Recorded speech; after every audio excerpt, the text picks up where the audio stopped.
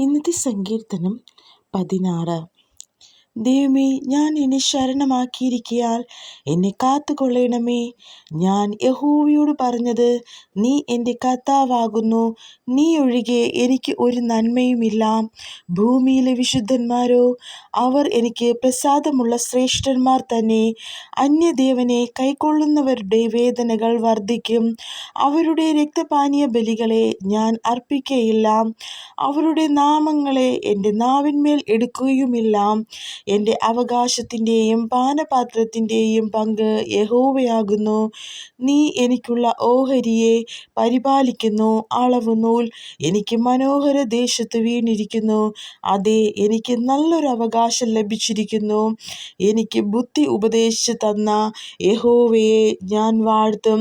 രാത്രികാലങ്ങളിലും എൻ്റെ അന്തരംഗം എന്നെ ഉപദേശിക്കുന്നു. ഞാൻ യഹോവയെ എപ്പോഴും എൻ്റെ മുമ്പിൽ വച്ചിരിക്കുന്നു. അവൻ എൻ്റെ വലത്തുഭാഗത്തുള്ളതുകൊണ്ട് ഞാൻ കുലുങ്ങിപ്പോകുകയില്ല.